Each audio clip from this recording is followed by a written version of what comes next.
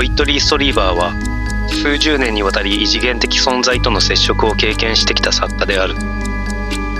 ホラー小説家としての名声を持つ彼は1985年にコミニオンを出版した。この体験を公開したことで一躍未知なる存在との接触者として世間に知られるようになる。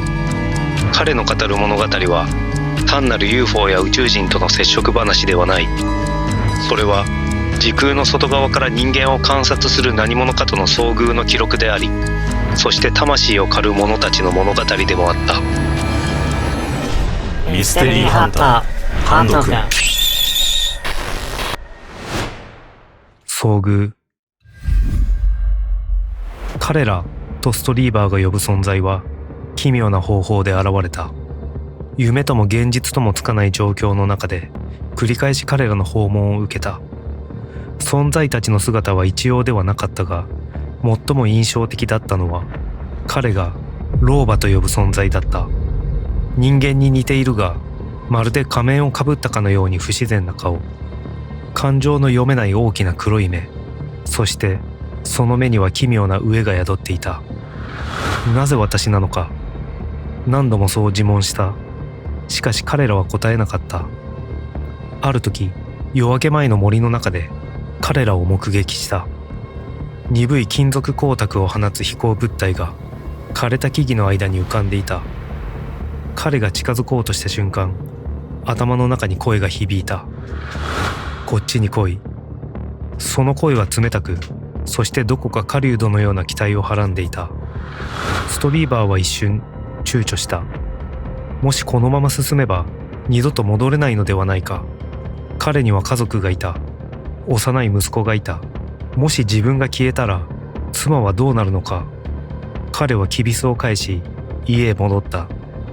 しかしその瞬間、森の上空から叫び声が響いた。それは老婆の声だった。叫びには悔しさと苛立ちが混じっていた。それは獲物を取り逃がした狩人の嘆きのようだった。魂の収穫者。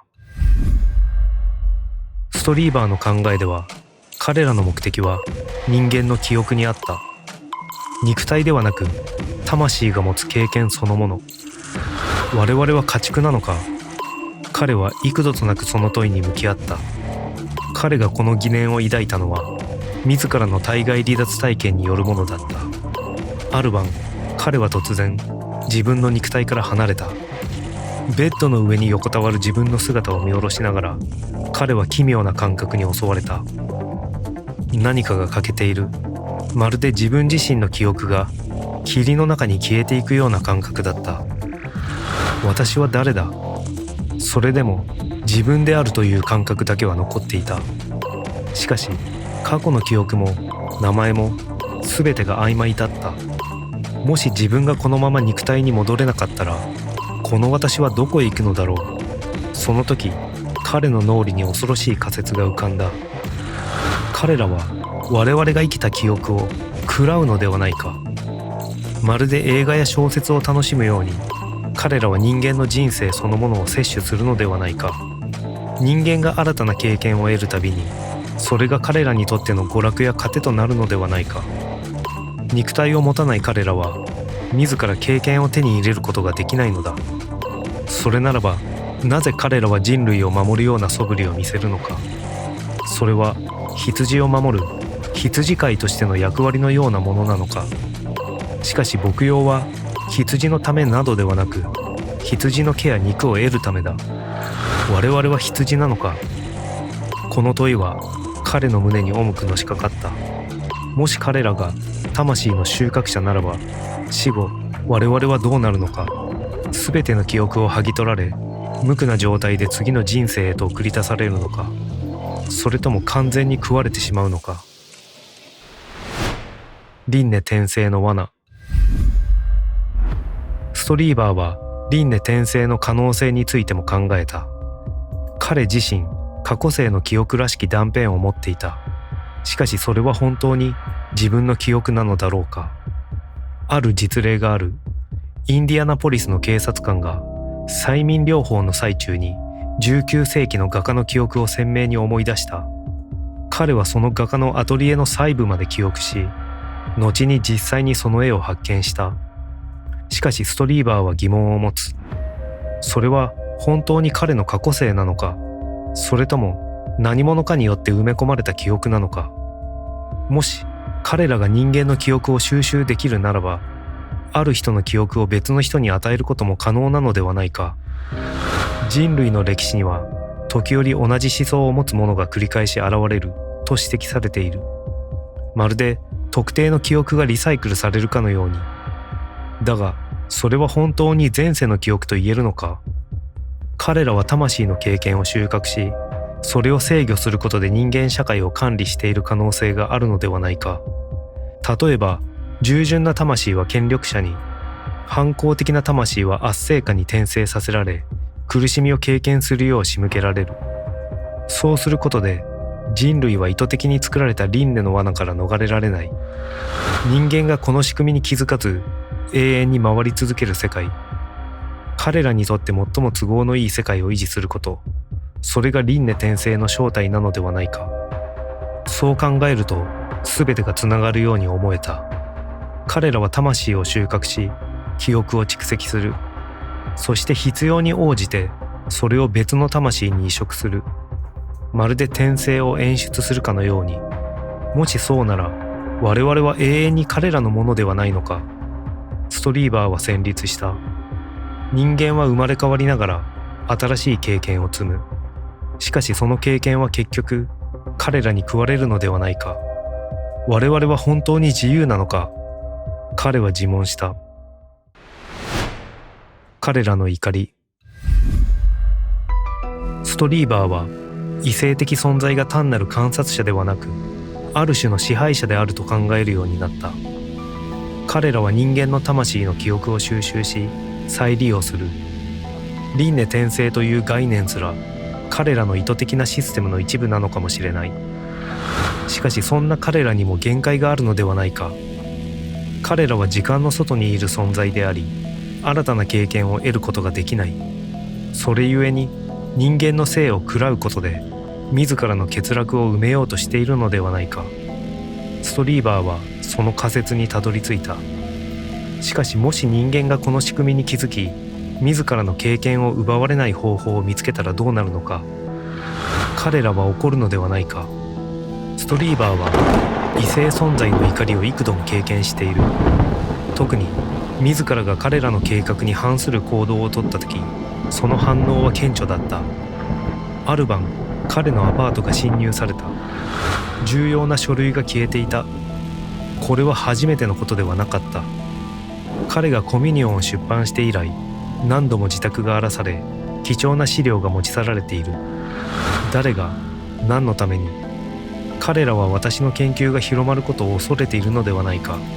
ストリーバーは確信した。もし彼が真実に近づきすぎたのなら、彼らはそれを阻止するだろう。そして彼らの怒りの表れはそれだけではなかった。彼の人生には繰り返し不思議な不和が生じることがあった。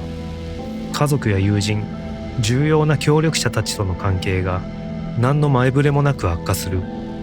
誤解が生じ、互いに距離ができる。まるで誰かが彼の周囲に見えない壁を作っているかのようだった。彼らは人間同士を分断することで支配を強めているのではないか。もし彼の仮説が正しければ、異性存在は単なる捕食者ではない。彼らは巧妙に人間社会に影響を与え、分断と混乱を引き起こすことで自らの存在を隠し続けているのかもしれない。秘密の共有。ストリーバーはこの恐ろしい真実を誰かと共有する必要があると感じていた。彼が見つけたのはジェフリー・クリパルという学者だった。クリパルは超常現象や宗教的体験を研究する著名な学者であり、ストリーバーの話に真剣に耳を傾けた。二人は協力し、ストリーバーがこれまでに集めた35,000通以上の手紙を分析することを決意した。それらの手紙には彼と同じように彼らと接触したと語る人々の証言が詰まっていた。驚くべきことにその多くがコミュニオンとそっくりな体験をしていた。しかし決してコピーではない。それぞれの体験は独自のものであり、それぞれが異なる視点から彼らの存在を描写していた。これは個人の妄想ではない、集団的な現象なのではないか。ストリーバーは確信した。だが彼の懸念は別のところにあった。この膨大な証言の記録が何者かによって消されてしまうのではないか。すでに彼の個人的な資料が盗まれている。もし彼らが本気で情報を隠そうとするなら、これらの証言も例外ではない。そこで彼はクリパルと共にこれらの手紙をライス大学のアーカイブ・オブ・インポッシブルに保管することにした。アーカイブ・オブ・インポッシブル、ここは超常現象や異性的存在に関する膨大な資料を保管・研究するアーカイブである。多くの政府機密文書や研究者の記録が収められ、これらは誰でもアクセス可能である。これならば世界中の研究者が自由にアクセスできる。しかし彼は依然として警戒していた。これらの手紙もやがて消えてしまうのではないか。待ち受ける未来。ストリーバーは異性存在が今後ますます明確に姿を現すと考えている。しかしそれは人類にとって歓迎すべきことなのか。彼の考えでは、彼らは地球の環境が悪化するにつれてその影響力を強めていく。彼らはずっと影の中から動いていたが、いよいよ表舞台に姿を現す時が来るのではないか。彼らが出てくる時、それは人類が破滅の一歩手前にいる時だ。彼らの目的が人類の救済なのか、それとも完全なる収穫なのかはわからない。しかし彼は直感的に感じていた。彼らは我々が無垢であるうちは優しく接する。しかし我々が目覚め、彼らの本当の目的を知った時、彼らは牙を剥くだろう。人類はいずれ彼らの怒りに直面することになる。それは決して遠い未来の話ではない。地球環境の崩壊、人口爆発、国家間の対立、これらの問題が深刻化するにつれ、彼らはその影響力を強めていくだろう。ストリーバーは一つの可能性を示唆した。もし彼らが魂の狩人ならば、我々が獲物である限りは襲われる。しかしもし我々が彼らにとって対等な存在になれたなら、これは単なる無双なのか、それとも未来の可能性なのか。この物語にはまだ結末がない。人類が目覚めるのが先か、彼らが牙を剥くのが先か、その答えはまだ霧の中にあった。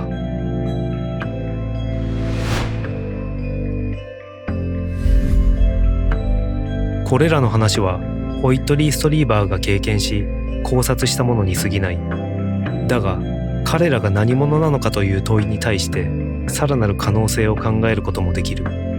ある仮説によれば、彼らは単なる異性の存在ではなく、遥か未来の人類の姿なのではないかという説がある。